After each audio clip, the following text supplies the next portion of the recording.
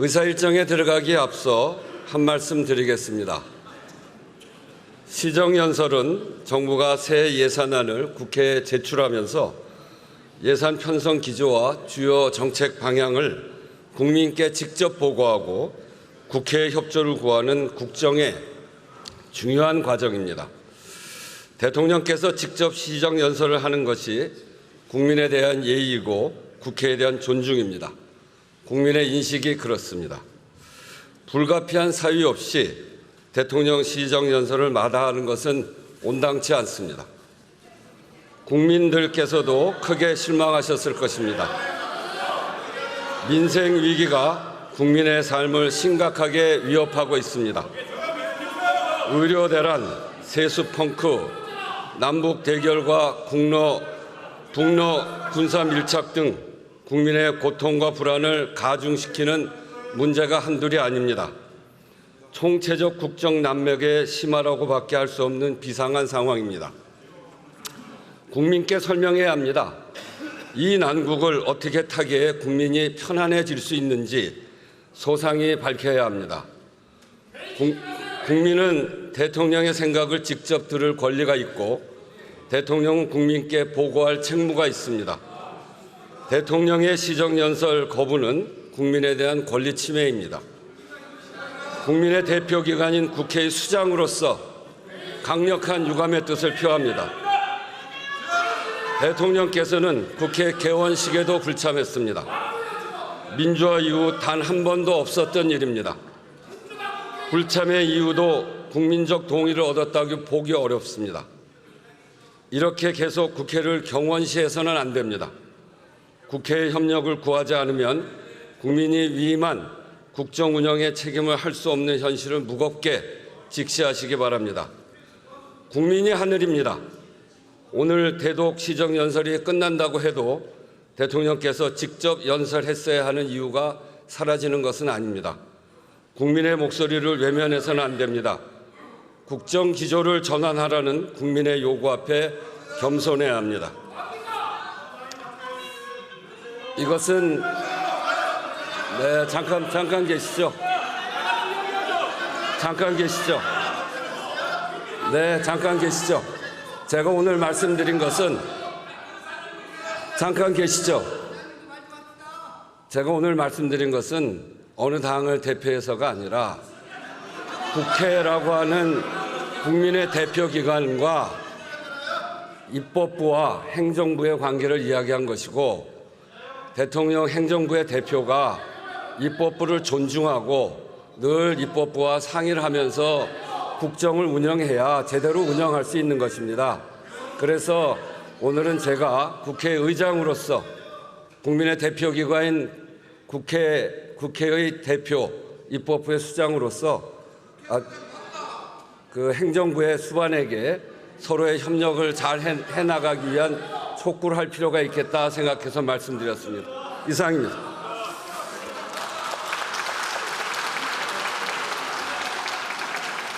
의사일정 제1항 2025년도 예산안 및 기금운영 계획안에 대한 정부의 시정연설을 상정합니다. 한독수 국무총리 나오셔서 시정연설해 주시기 바랍니다.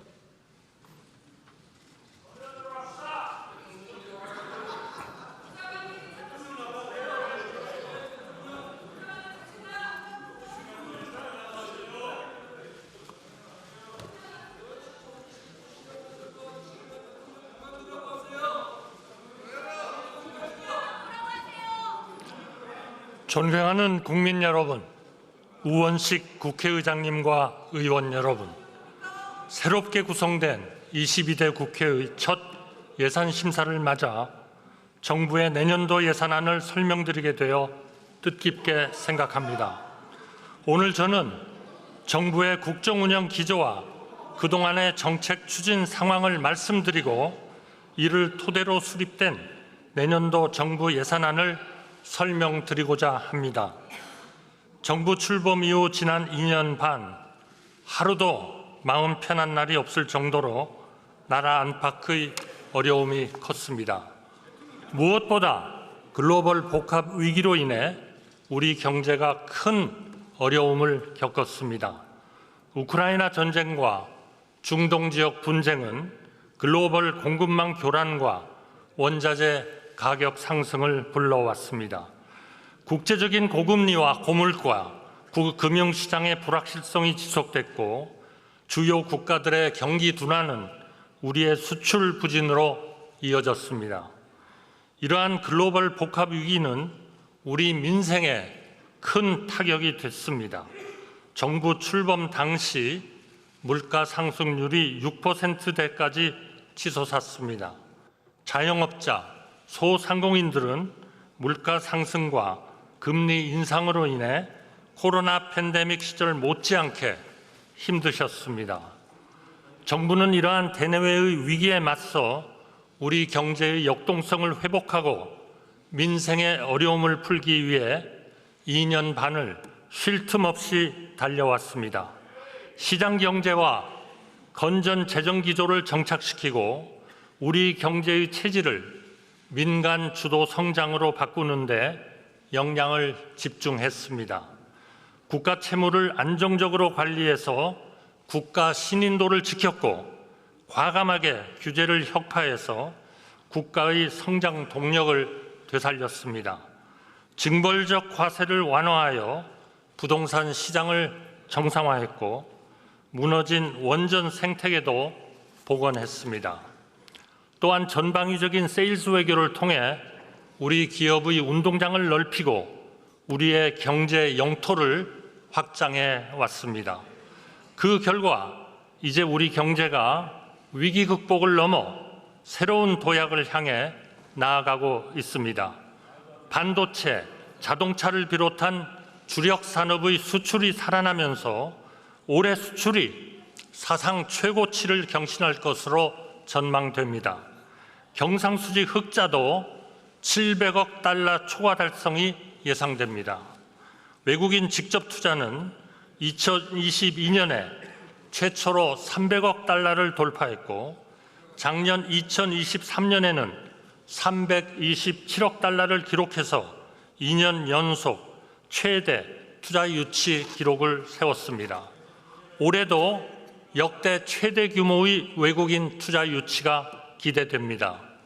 중동 빅3 투자 유치와 대규모 수주, 체코 원전 우선 협상 대상자 선정, 역대 최대 규모의 방산 수출 등 자랑스러운 성과도 이어졌습니다.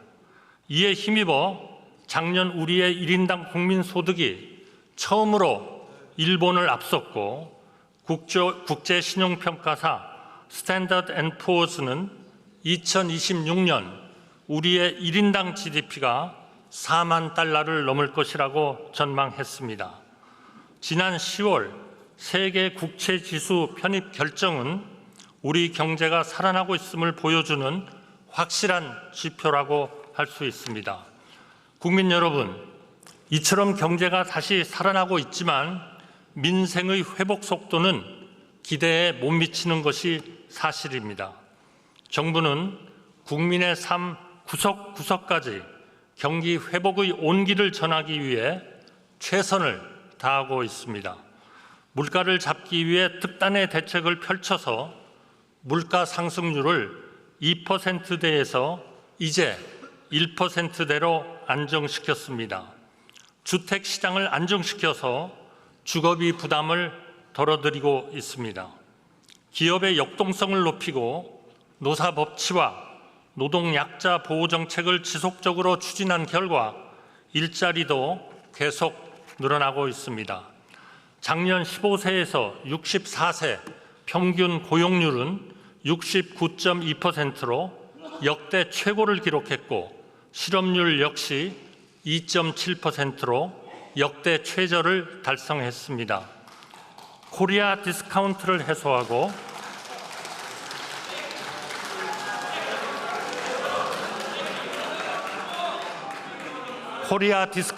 해소하고 국민들의 자산 형성을 뒷받침하기 위해 금투세 폐지, 증시 밸류업 프로그램 등 금융시장 활성화 정책들도 적극적으로 추진하고 있습니다.